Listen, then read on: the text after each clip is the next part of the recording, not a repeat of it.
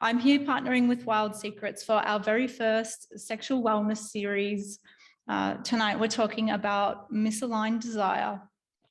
And I'm actually joining you here from Wild Secrets headquarters in Melbourne or Naarm, which is also the traditional lands of the Kulin Nation. And so I just want to take a moment to pause to say thanks and to acknowledge the Wurundjeri people as the traditional owners of the land that I live and work on, who tend to and care for that land. But I'd also like to really acknowledge, wherever you're joining me from, the traditional owners of country. Australia is and will always be Aboriginal land. So I'm a sexologist and a sex and relationship therapist. I work in private practice, and I frequently see couples and individuals that are experiencing desire differences or misaligned desire. It has lots of different names, and they find it, like many people, find it really challenging to navigate. And being able to really understand what's going on and like how do you work with it? How do you find out what tools you need to navigate it so that it doesn't feel like an overwhelming, distressing experience, is some of what we'll talk about tonight. But actually, before I go on, being here at Wild Secret headquarters means having this really beautiful office to be in. And I'm not sure if you can see behind me this really fantastic structure here. And I'm curious to know how many people know what that is actually of. Cool. If you can actually type it into the chat box on this Zoom link, there'll be a section. If you know, let me know. Do we have any responses, Molly? We do? People know? Cool. We know what this is. This is a clitoris. Awesome.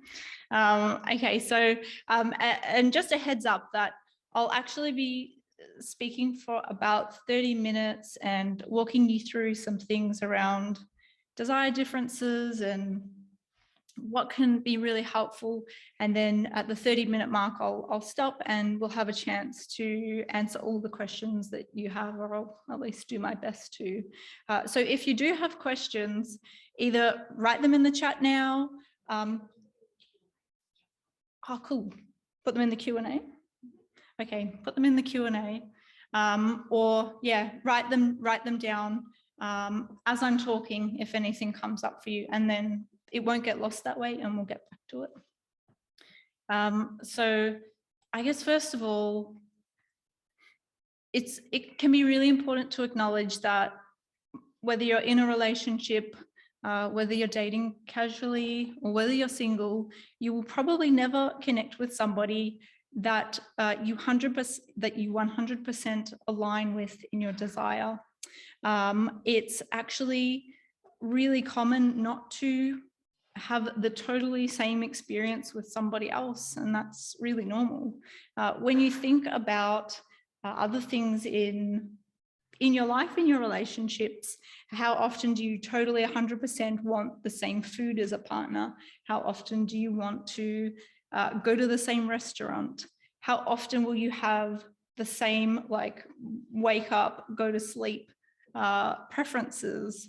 And often those things are really all okay. But because when it comes to sex, it's often around the meaning, like the social, the cultural, the interpersonal meaning that we apply to sex that makes it more complicated, that makes it matter more. And it is often the fact that sex meets many, many needs for connection, for pleasure. And when those things don't feel like they're being met, a whole lot of distress can arise. And having different levels of sexual desire is an experience. It's not a pathology. It's there's nothing biologically or psychologically wrong with someone that has lower levels of desire, that has a higher level of desire. It's not something that needs to be fixed because it's not broken. So let me just check in with you really quickly, because desire is so complex. I want to get a sense of what you're actually feeling being here and hearing about desire. Like when you think about your own level of desire and the desire that maybe exists in your relationship, if you have one, does it feel okay? Does it feel, do you have complicated feelings around it? Do you feel sadness? So if you feel okay with it, please share some of those in the chat with me, because I'd really love to get a sense of it. I'd also, if it's okay, to check in with your body, what physical sensations are coming up. We know that there's a very strong link between an emotion that you're feeling and a sensation in your body. So you might be able to notice that you have a level of tightness in your chest or tension in your muscles. And if you're able to pay attention to that, you might really know that maybe you feel anxious being here, or maybe you feel a lot of sadness around desire. So yeah, if you have any thoughts or feelings that come up, please let me know. What have we got? Just some questions. Okay, so I'm going to talk a little bit about what desire actually is. And if you, as I'm speaking, if you have any thoughts or feelings as to what desire means for you or in your relationship, feel free to share those in the chat as well. But desire is essentially wanting. It's about pleasure.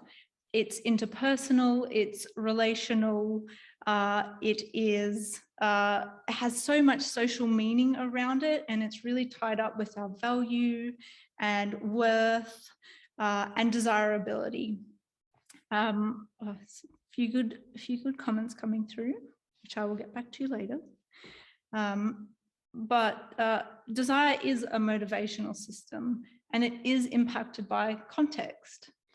By context, I mean the environment around you. So what's happening in your life, what's happening in the world, what's happening in your relationships, and the internal state that you're experiencing. So like, what are you thinking and what are you feeling? That's context. And pleasure is a huge motivator, and pleasure is very much about context. So of course, you would desire things that feel really pleasurable. And by the same token, you might find that you're demotivated by stress, by feeling obligated, feeling a sense of pressure by not being present. So keeping that in mind is actually really quite an important thing to consider. So, one sec. So if you haven't read Come As You Are by Emily Nagoski, actually, let me know how many people have actually read that. It's a fantastic book, highly recommend. But if you have, you'd be familiar with the dual control model of desire. So the dual control model is made up of two parts, and having that, having awareness of this system helps us understand what turns us on and what turns us off, or what motivates and what demotivates. And so if you think of the turn on system, that's the accelerators, like accelerators in a car, and that is the sexual excitatory system that is constantly scanning your environment for all the reasons to have sex right now, that sex is a good idea, and it's looking for sexually relevant information. Part of it is what we learn, so what you become really familiar with, what you see, and what you're exposed to quite a lot, and your brain essentially says yes, sex, and so it turns on. The other half is the sexual inhibitory system. It's the brakes. It's a braking system, and it turns off. Now, it is essentially looking for all the reasons that sex is not a good idea, that to lay down and have sex would be to put you at risk. And so it turns itself off. Molly, will you share the slides? So I have a few examples here of actually what accelerators are and what your brakes are.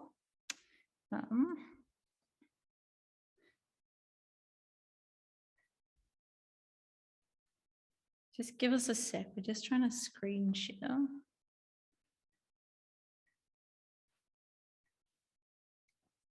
So while we're working on that, like some very common examples, cool, we've got it going. Some very common examples of accelerators or turn-ons are things like touch that feels really good, reading something like a sexy scene, being wanted, moving your body, receiving a massage. It's all related to pleasure. Think motivation, what feels good, or when you feel drawn to your partner or to someone else. And the brakes, can we switch to the next slide? So the brakes are, again, all the reasons not to have sex. So it's things like feeling obligated or feeling like there's pressure, sex that's not pleasurable, experiencing like an anti-fat world and weight bias, experiencing racial trauma, performance anxiety, feeling unsafe, being so tired, like the list is kind of endless. But once you understand what your accelerators and your brakes are, then you have language and you have context and understanding so that you can communicate it with a partner and so that you can have more compassion and kindness for yourself. So what I actually invite you all to do now, if you want to, is get out a piece of paper or open a note in your phone and make 2 lists. The first one, like title it accelerators or turn-ons, and the other one, brakes and turn-offs. Okay, so now moving on to common misconceptions, and you go to the next slide. Cool. So misconceptions, like there's a huge number of them. These are just the most common ones that come up for me, some of the most challenging ones. But before I talk more, let me know in the chat, what are some of the really common ones that you are aware of?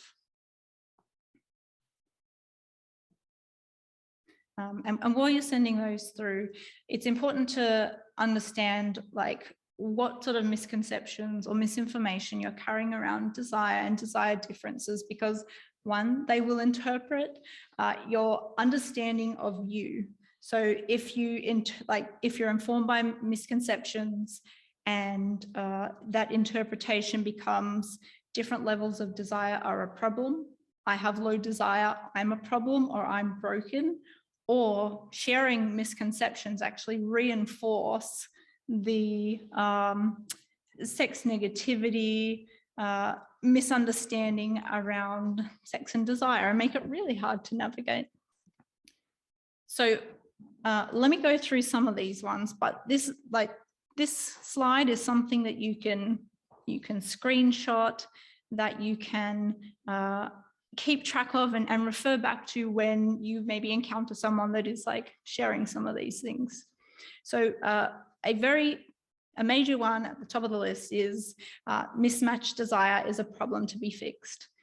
As I mentioned earlier, it's actually an experience rather than a problem. It's a thing that is really common in probably 100% of relationships, and people's levels of desire are different, and that's okay. Another one is that sex is natural. Actually, sex is a skill that is learned.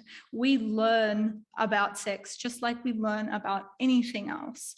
And so the way that we learn about it is often informed by porn, by relationships, because we might actually have the absence of accurate sexual education.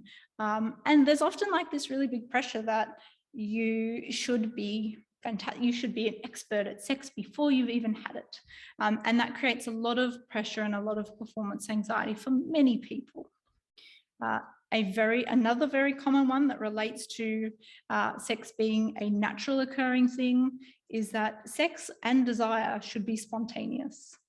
I know that a lot of people I work with really want to have a spontaneous experience. That's actually their preference, but that's not always accessible or possible for most people.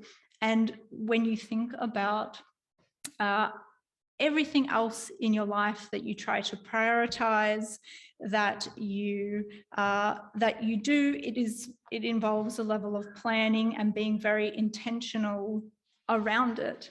And so sex is no different.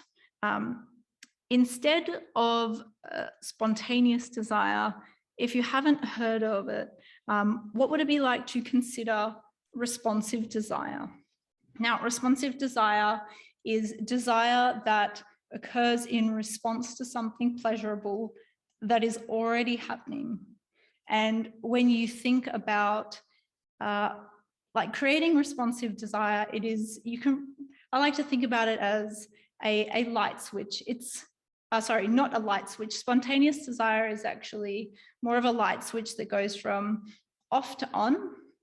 And responsive desire is like a light dimmer, so that goes from 1 to 10. And it requires you to give your body something to respond to for it to build up all the way from 1 to 10. And that requires a lot of intention and a lot of prioritizing. Another really common misconception here is that sex should be good and easy when you're with somebody that you love or when you're really attracted to somebody. But as I've sort of just mentioned, because sex is something that you learn and it requires intention and it requires skill and communication and flexibility, being able to prioritize those things and really work towards and navigate desire matters a lot, and it makes quite a big difference in how you feel about having a difference in your relationship.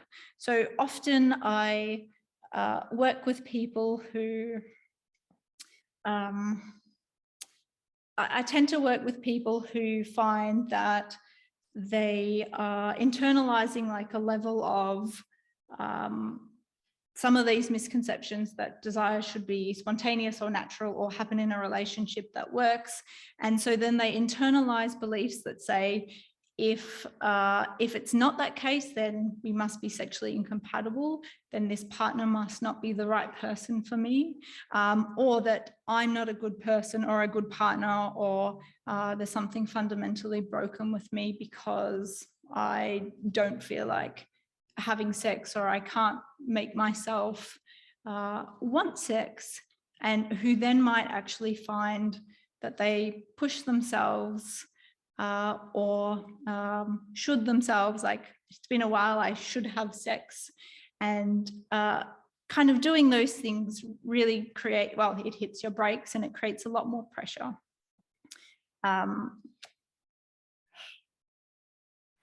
One other really quite important one is that sexual coercion doesn't happen in a long-term loving relationship, but we know that sexual coercion can happen in any relationship where there is a power dynamic, and power exists in every single relationship.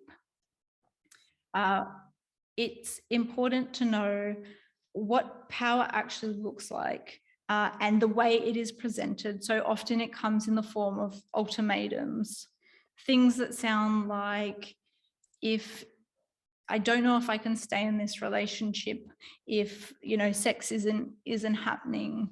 It can be internalized in the forms of, I feel like if I say no, then I'll actually be upsetting you. And so in many ways, no isn't a choice, and therefore neither is yes, because there's some kind of consequence. And those consequences tend to look like someone being really, really grumpy when their partner or some other person that they're having a sexual experience with, or that they want to, says no. They might threaten to leave, they might go cold and stonewall. And those are essentially consequences that we can put in, that we do sort of hold our partners to in many ways use our power or shame or guilt trip somebody into doing something that they don't want to do.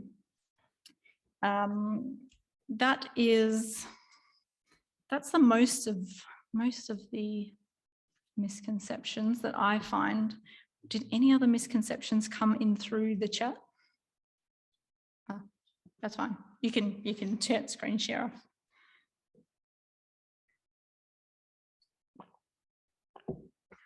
Just give us a sec to just check what you shared with us. Pressuring. Okay, cool. Yeah, that's all right. All right, so knowing what misconceptions that that you might be upholding, or that you might just be carrying, and being able to challenge those in a dynamic, really, well, it doesn't reduce power, or it doesn't take away privilege, but it can mitigate the impacts that they have. I've just got some comments. My partner pressures me for sex. From my experience, not everyone enjoys sex. Yep. Okay, cool. Thank you for your comments. So in actually trying to navigate desire differences, there are 3 key things that are helpful frameworks to work through, but they're not 3 quick, easy steps to make this not a problem. They're actually tools that you can use. Oh, some more comments, cool.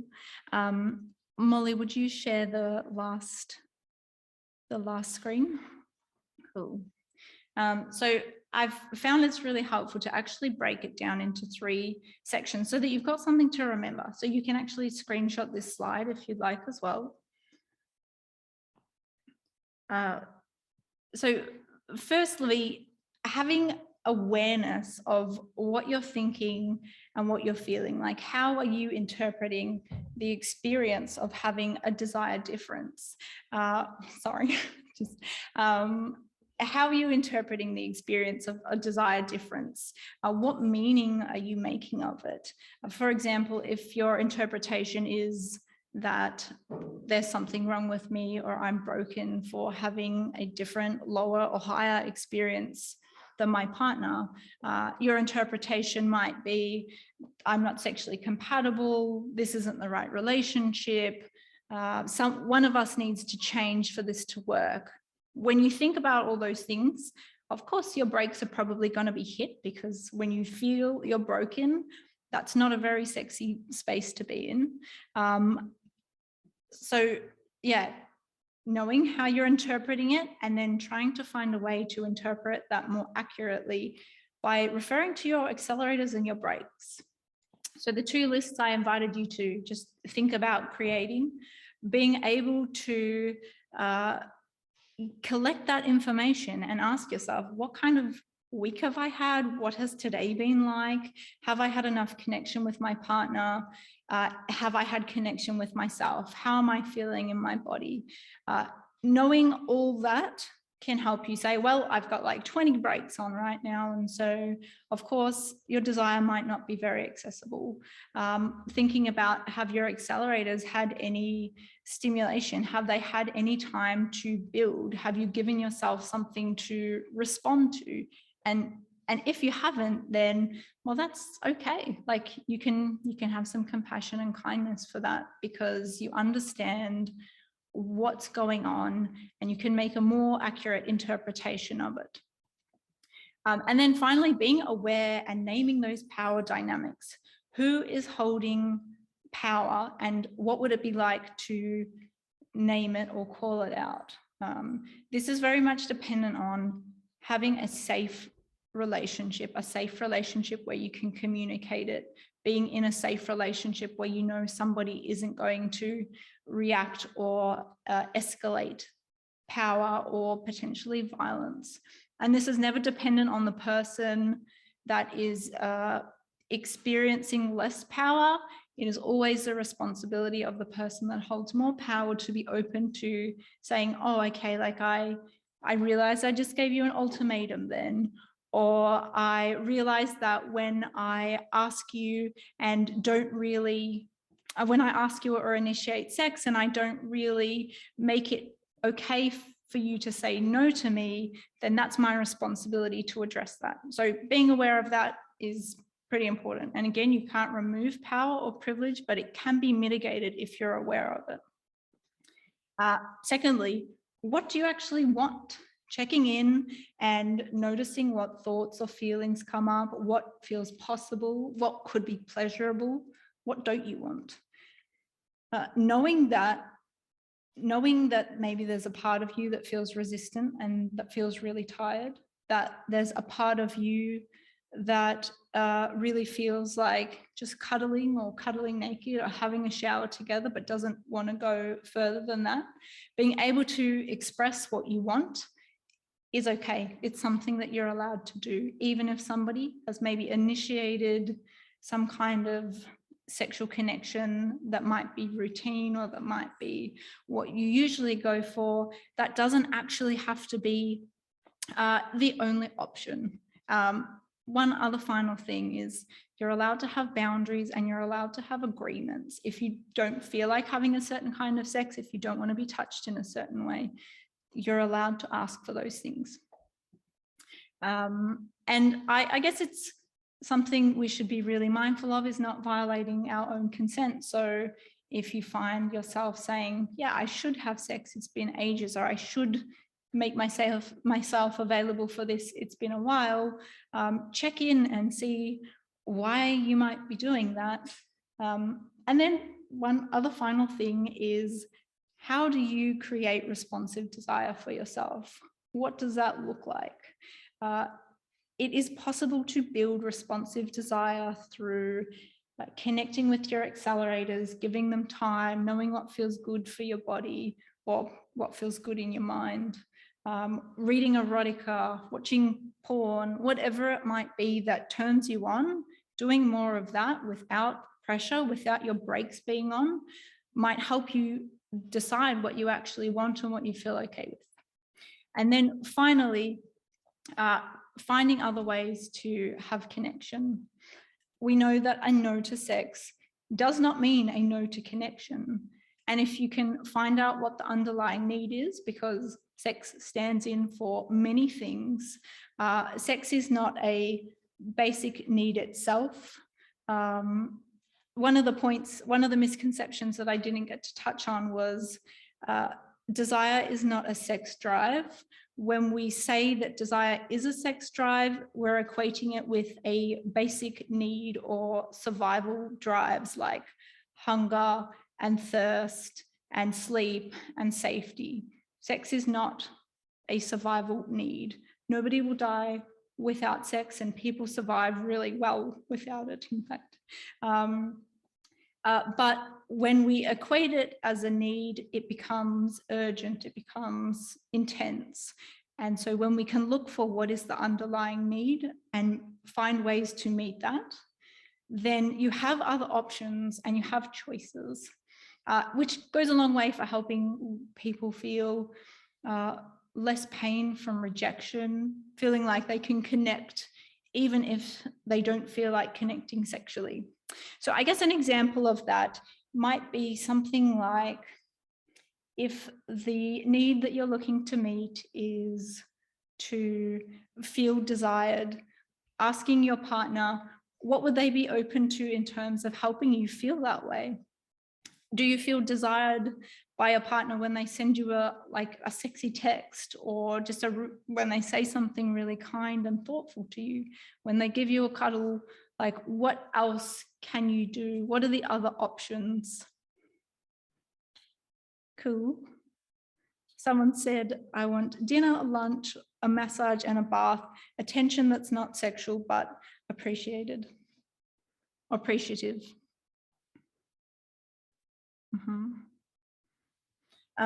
And so, yeah, feel free to share some of the options in the chat that Like, what other ways do you feel connected? What other ways can you meet those needs with a partner that might not be sexual, but so that you can still connect? Anything else coming through? The questions? Cool. Okay, cool. So just give me a sec while I read up some of these things.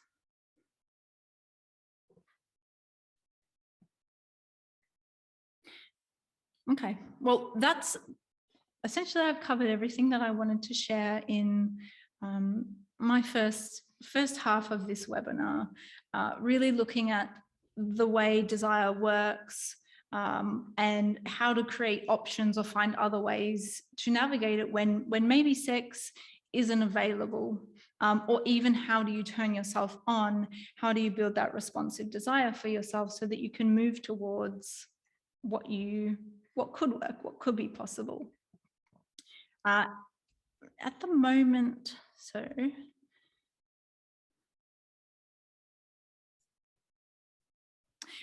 okay, so let me see. All right, so now we're opening up for some question and answers. I will do my best to respond to as many of your questions as I can. I'm actually receiving them not through Zoom, but through a different portal. So it might just take me a minute longer to receive them all. Okay, cool. Cool. So I've got here like 8 at the moment. So the first question that we've got is, how do I restore my sex drive? I'm 63, menopausal, in a relationship. A great question. So first of all, and maybe you sent this before I shared, sex drive is not the same thing as desire. I think when we talk about sex drive, we might be talking about like horniness. We're talking about a level of arousal, which is often a reaction, an automatic response to seeing sexually relevant things. It can be just the way that your body functions, like the blood flow traveling to your genitals creates that level of arousal. When we talk about sex drive, I often really think that's what we're referring to. But in terms of desire, and I'm wondering if that's what you mean here, how do you get your desire back when you're in a relationship and you're also experiencing menopause? Finding what you really connect with, what feels good in your body, thinking about having sex in a different way or feeling desire in a different way from maybe what you used to. So when you were 20, you have sex in a different way and you experience desire in a different way than you do when you're 50, and then you do when you're 60 and 70. You have a different experience, and being able to work with that is actually really quite important. So maybe your desire actually takes longer to respond. Can you spend longer? Can you give it more time to build up? Thinking about in your relationship, when do you feel most drawn to your partner?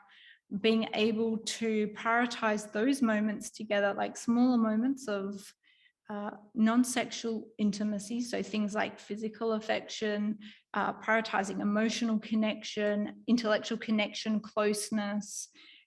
In what ways are you being able to show up and be vulnerable for each other? Those are the things that you can really focus on. And maybe at 63, you might find that you have a few more breaks to address. I hope that answers that question.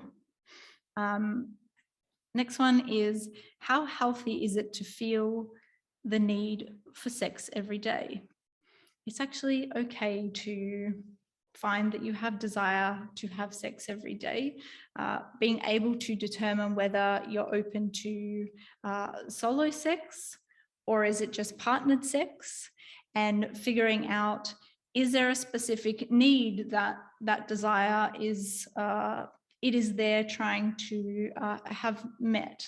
So for example, if you find that your need for sex is in response to feeling like aroused in your body, can you actually meet that need with self-pleasure and masturbation? If you find that the need to have sex every day is with a partner, looking at, well, are there other things that satisfy that in the same way? Remembering that sex is not a need in the same way that you need food or sleep or water or safety.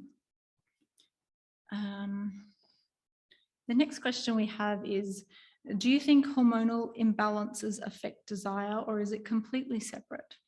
So there is a little bit of research around desire being impacted by hormones, but it is so minor compared to the other external environmental factors.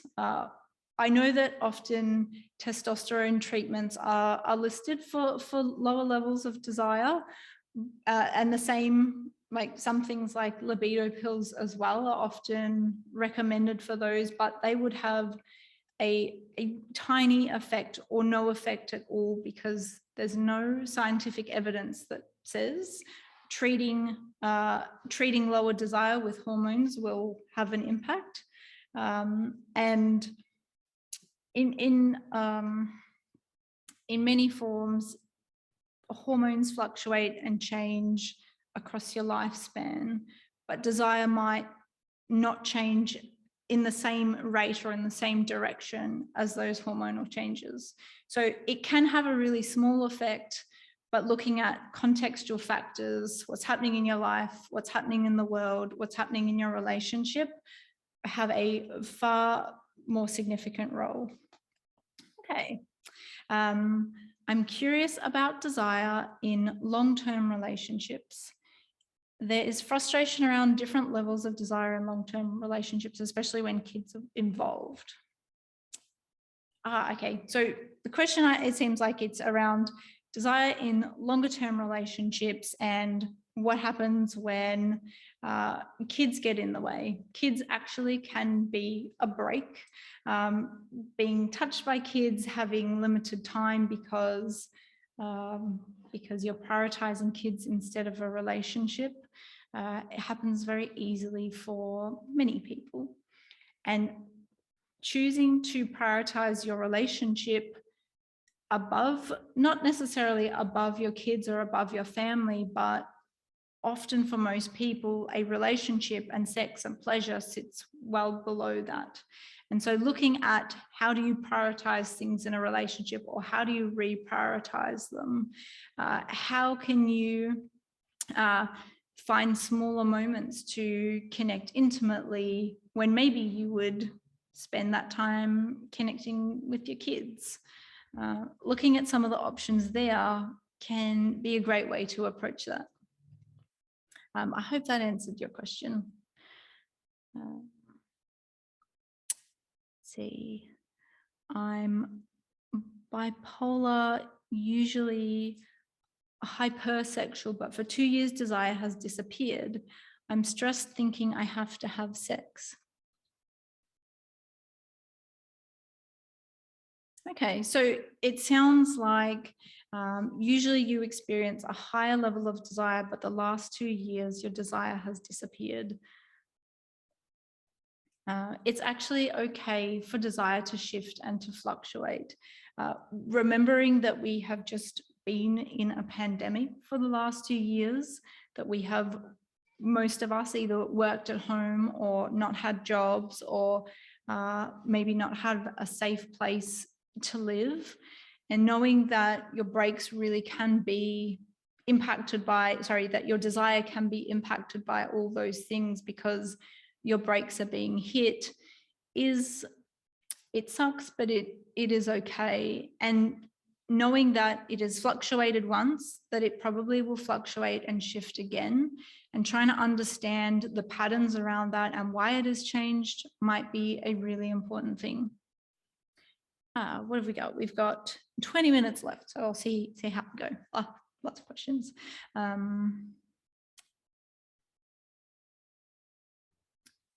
The next question is, what would you suggest where my partner says they don't need or want an orgasm very often, less than 2 times per month? How long can that continue before it's likely to create a problem in a relationship?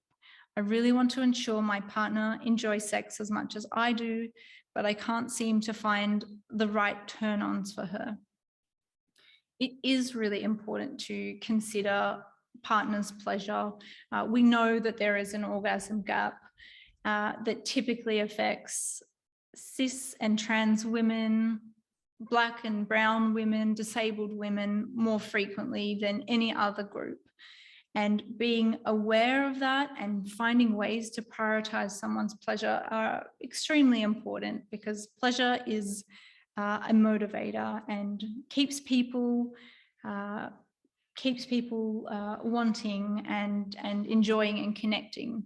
But pleasure and orgasm are not synonymous. They're not always the same thing.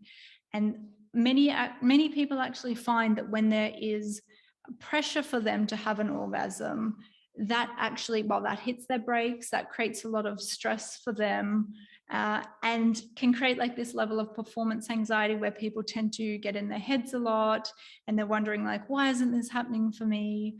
Why can't I orgasm? And so there, in many ways, that level of pressure that probably they have internalized from society and potentially from partner dynamics, and they have internalized them, and they often might find that they're more in their head and in their thoughts rather than present in their body. And so being able to talk with your partner and say, well, that's okay that they don't want or, feel like having an orgasm very often, but what does pleasure actually look for them, and redefining that together, because pleasure is not always an orgasm sometimes. And in some cases, well, an orgasm is a release of sexual tension, but it can also be automatic, like a bit like a reflex, a bit like a sneeze. And so when we equate it as, or when we put it on top of the pedestal as the best way to experience pleasure, we kind of do a disservice to ourselves and to our relationships. And so looking for what the options are, exploring your partner's accelerators a little bit more could be another option there too. Next question. Would scheduling your sex sessions decrease the level of desire down the track? My partner and I work 24/7, so we can't have spontaneous sex, but rather planning it for the week. I actually don't ever recommend planning sex. And I don't, because it creates like so much pressure that, and people may start actually anticipating it as a negative thing that then hits their brakes. It kind of becomes like an obligation that you get in your head about, and because you're thinking about it so much, you don't actually want it anymore. And so instead of scheduling sex, being able to prioritize intimacy, and intimacy in any moment, intimacy as like just prioritizing like 5 minutes to make out, intimacy as having a conversation about sex or what felt good, or fantasizing together, prioritizing intimacy as dancing or giving each other a massage, or having a shower together, prioritizing in not necessarily sexual ways, or where sex is not the end goal, but it could be, but it creates responsive desire again. And so absolutely, scheduling sex can actually decrease the level of desire because it becomes routine, it becomes planned. That does not mean it has to be spontaneous, but you can create a spontaneous like or a responsive context. Next question is, what if there is one partner that places more importance on sex than the other? Well, that's actually okay. That's kind of one of the reasons that people experience desire discrepancies. Being able to determine how important sex is to you and why it's important, what needs it's meeting, help you understand each other better. Of course, one person might always prioritize or get more out of sex than another because either sex is more pleasurable for them, because it meets multiple needs, because it's easier or less stressful. There's a whole lot of reasons, and it's actually okay to value sex in different ways, but understanding why you do and looking at, well, are there other options to meet the needs? Are there other ways to navigate that so that one person is not feeling like their wants and their desires like remain unmet for a long time? Being able to communicate about those like frequently can make a big difference. I hope that answers that question.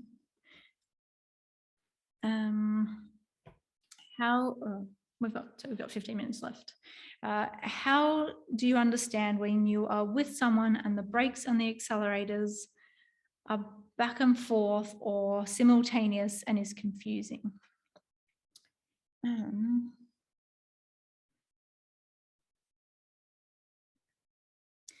not totally sure what you mean by this question, but I'm gonna have a go and you can correct me if I'm wrong. But I'm wondering whether you're saying what to do when like one person's brake is the other person's accelerator, or one person's brake is being hit while someone's accelerator is being stimulated. Hopefully, maybe that's what you mean. And I'll just go with that. When somebody's brake is also somebody's accelerator, of course, the person whose brakes are being activated mean that that activity, that experience might not actually be an option. So, for example, some people find that having a shower and being really prepared for sex is an accelerator for some people, whereas for a partner that actually might be a brake that might turn them off. And so in that instance, one person can just go have a shower and prepare on their own, and the other person can just wait for their partner, and you can navigate it like that. If one person's accelerator is to peg or use a strap on, and the other person's brake would be an absolute, like that would be a brake for them, that becomes an issue of consent. And so of course the person whose brakes are being hit there, like that is a no for them. And so then that becomes something that isn't an option. Hopefully I've got that one.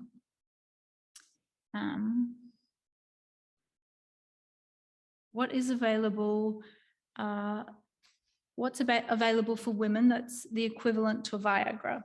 So Viagra, Cialis, some of these, some of the tablets that are used for erectile difficulties to maintain an erection for a long time, they only address blood flow. So they work by sending blood flow down to your genitals so that you can remain erect. They do not address context. They don't address your brakes. They don't address accelerators.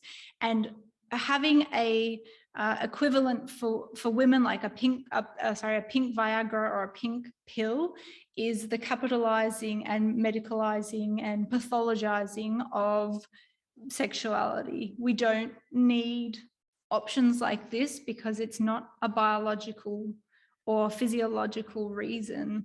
Viagra can help because it can help with the anxiety that people feel in not being able to get an erection. But what is actually more important is taking away the pressure that is placed on people, people with penises, men, to have an erection.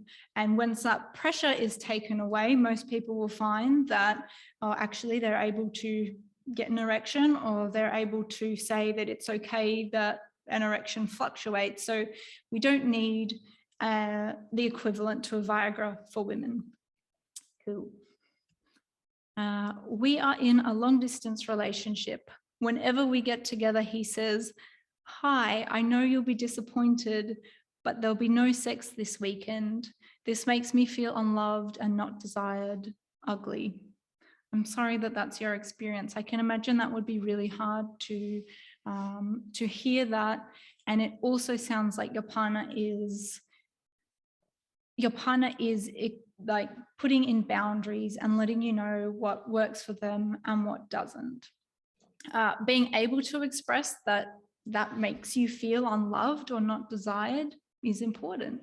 Being able to say and find different ways for them to express that boundary, or for you to express what you need instead. So if it makes you feel unloved, if it makes you feel not desired, help your partner understand why that is, and look at, again, what are the other options that you have so that you feel loved, so that you feel desired.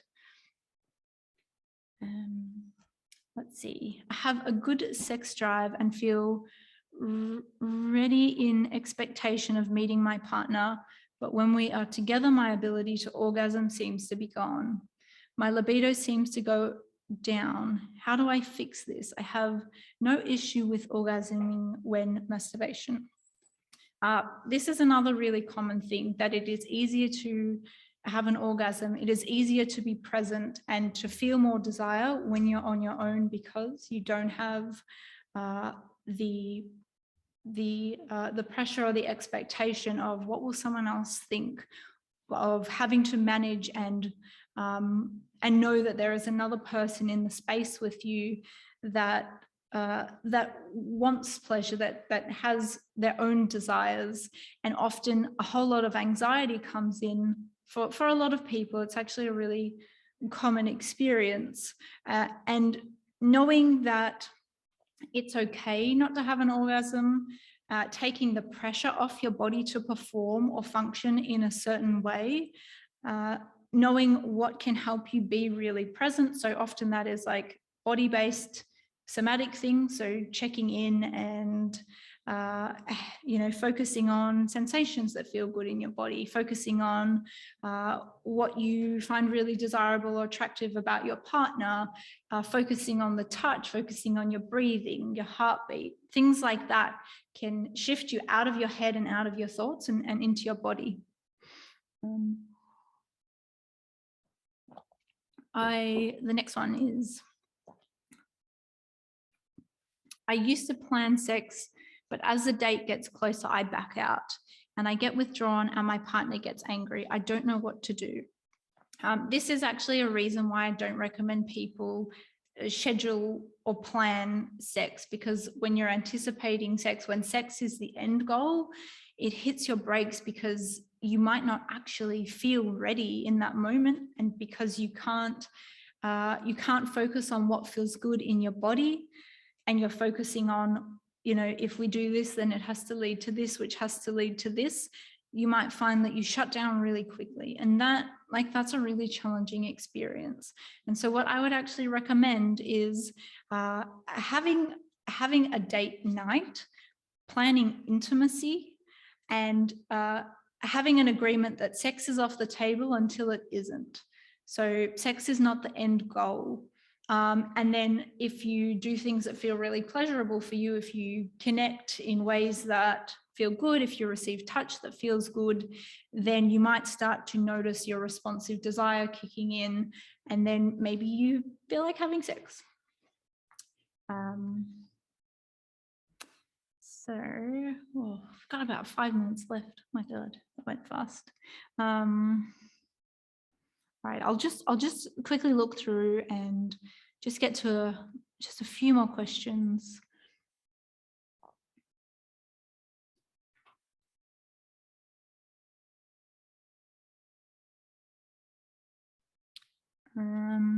I've been stressed with work, and sometimes my partner has vaginismus, which is vulvovaginal pain and tensing or spasming of the pelvic floor, and that affects their desire. Any small tips or steps to rekindle? So I wonder whether you're in a heterosexual relationship, and if you're having penetrative sex here, or if you're having any kind of intercourse, if you're in a same gender relationship. And so what I really recommend is for your partner and you to check in with a pelvic floor physio, to work with a sex therapist to address a lot of the underlying issues around vaginismus, but finding ways to have a sexual experience that are not about intercourse or penetration of any kind, that actually can start to bring back someone's desire, because their brakes aren't being hit because they're anticipating that sex will be painful, which of course it would be. And instead they're able to figure out, well, what feels good? And they find that they're building their motivation for that. One more question. Okay.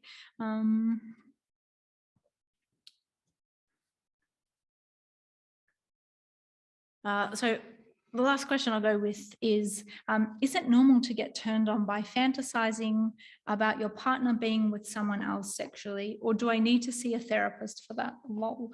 No, it's actually okay to fantasize about a lot of things, because fantasies are separate from things that you actually desire or want in real life. Fantasies exist in the safety of your mind, and they can be fuel for desire. They can really create a lot of excitement in a sexual encounter because they add a layer of, or a level of novelty and excitement that might not really work in the real world. It's not a problem. It's not a bad thing to fantasize about your partner having sex with someone else.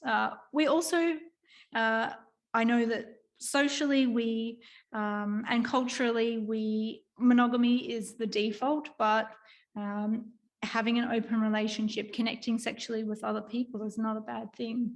Can create a lot of novelty and a lot of excitement. So yeah, that's actually great. If it works for you, that's awesome. And it might be something that you want to share with your partner. It might be something that you just keep in the privacy of your own mind. Yeah, awesome. So we have, wrap it up. Cool. That is actually, unfortunately, all the time that we have for this evening. I know that there are a few really awesome questions that I missed.